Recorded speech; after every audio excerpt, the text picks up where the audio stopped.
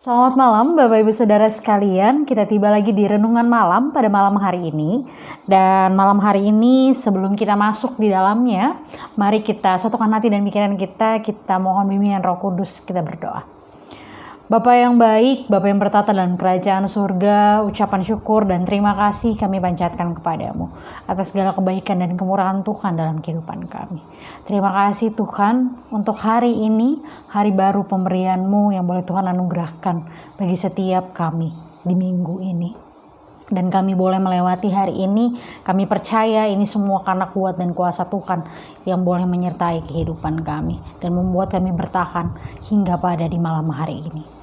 Dan sebagai wujud syukur kami hendak membaca dan merenungkan kebenaran firman-Mu. Berkati setiap kami ya Allah, biar apa yang boleh kami baca dan kami renungkan bersama, itu semua dapat kami aplikasikan dan lakukan dalam setiap langkah kehidupan beriman kami.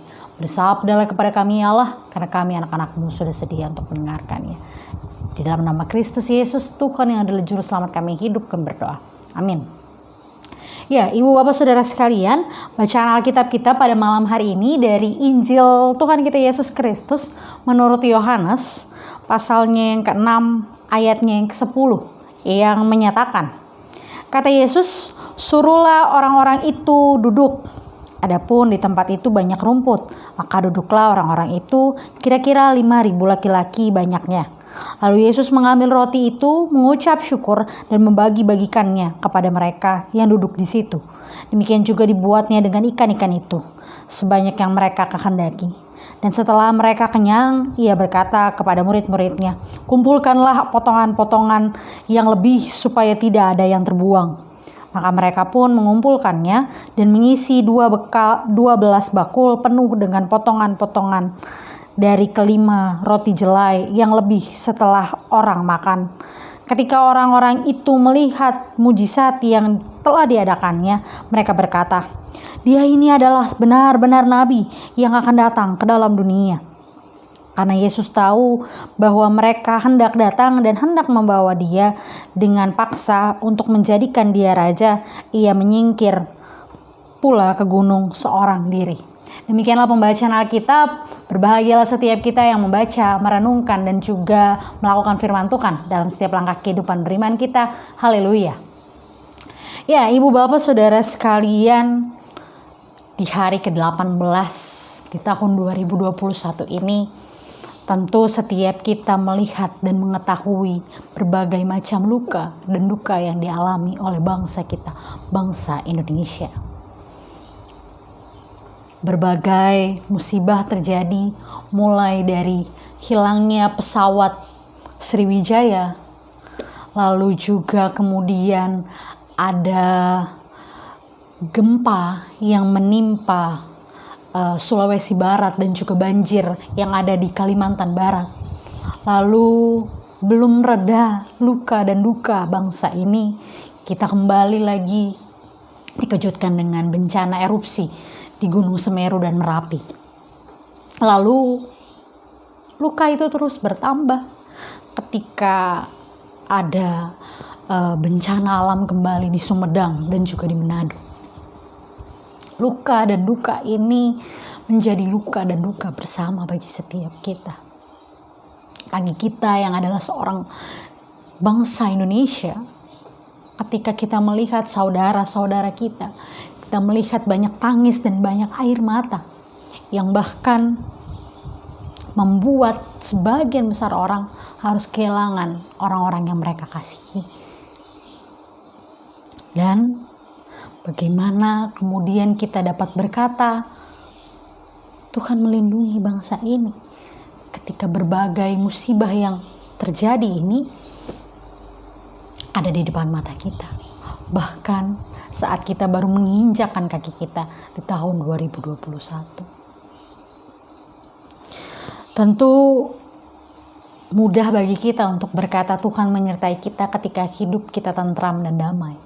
Ketika orang-orang yang ada di sekitar kita juga tentram dan damai.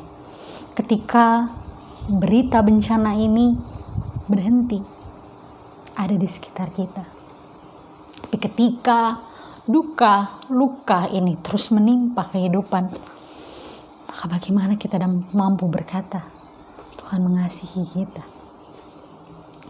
Ibu, Bapak, Saudara sekalian, ketika saya membuka luka dan juga mengingatkan setiap kita akan Indonesia yang sedang berduka saat ini, maka firman Tuhan mau menguatkan dan mengingatkan setiap kita bahwa di balik pertanyaan apakah Tuhan mengasihi kita, kehidupan kita ini hingga pada di hari ini itu semua karena Tuhan.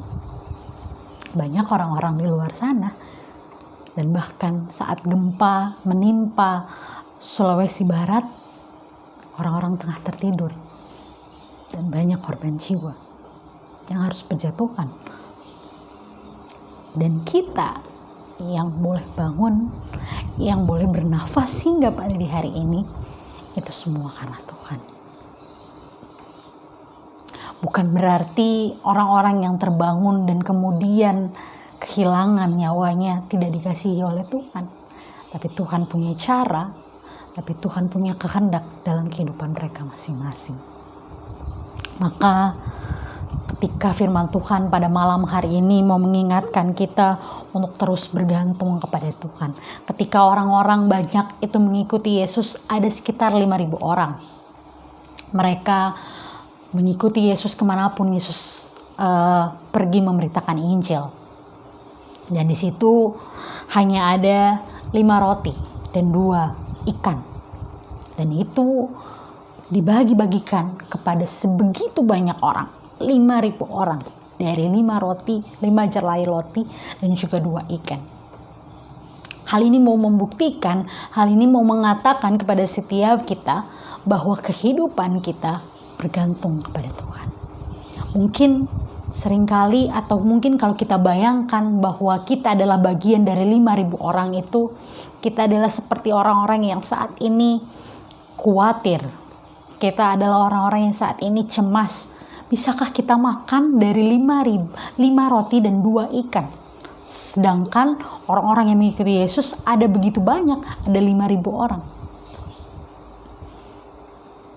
Dan saat ini ketika gempa bumi, ketika longsor, ketika gunung erupsi, ketika pesawat jatuh, kita dilanda kecemasan dan juga kekhawatiran akan kehidupan kita. Tapi firman Tuhan mau mengingatkan kepada setiap kita, teruslah andalkan Tuhan. Adanya kita di hari ini itu semua karena kuat dan kuasa Tuhan, bukan karena kuat dan kuasa kita. Mari terus andalkan Tuhan. Ingatlah firman-Nya bahwa 5.000 orang dapat diberi makan dengan 5 roti dan 2 ikan. Begitu juga setiap kita yang terus mengandalkan Tuhan dan percaya akan mujizatnya, bahwa penderitaan, bahwa segala duka dan luka yang dialami bangsa ini, Tuhan punya cara. Tuhan punya cara untuk berkehendak dalam setiap langkah kehidupan kita. Dan teruslah percaya, andalkanlah Tuhan dalam setiap langkah kehidupan beriman kita. Maka yang terbaik yang akan Tuhan berikan, meskipun itu adalah duka dan juga berakibat luka bagi orang-orang di sekitar kita. Teruslah percaya dan andalkanlah Tuhan. Dan jangan lupa untuk berterima kasih kepadanya, karena berkat-Nya kita ada sampai di hari ini. Tuhan Yesus memberkati kehidupan setiap kita. Amin. Mari kita bersatu di dalam doa. Kita berdoa. Bapa yang baik, Bapa yang bertata dalam kerajaan surga, terima kasih untuk hari ini. Terima kasih untuk rancangan Tuhan, untuk kasih setia Tuhan yang boleh Tuhan berikan kepada setiap kami. Terima kasih Tuhan, terima kasih Bapa. Tuhan, bangsa kami telah berduka. Bangsa kami telah terluka oleh berbagai peristiwa yang terjadi di awal tahun 2021 ini. Tuhan, kuatkan setiap keluarga, setiap mereka yang tengah berjuang untuk terus bersemangat, untuk terus menjalani kehidupan di tengah musibah yang mereka alami. Tuhan, kami tahu ini semua rancangan dan juga kehendak Tuhan. Kami tahu bahwa apapun yang terjadi di dunia ini, itu semua karena kehendak.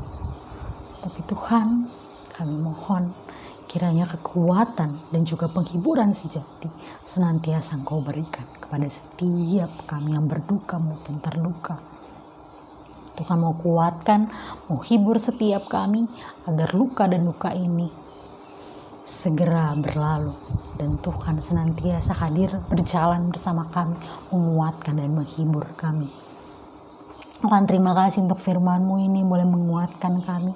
Dan terus belajar untuk mengandalkan Tuhan dan percaya bahwa rancangan Tuhan adalah rancangan yang terbaik. Bahwa Tuhan tidak akan membiarkan kami seorang diri menghadapi penderitaan dan pergumulan yang terjadi. Terima kasih Tuhan untuk firman-Mu pada malam hari ini.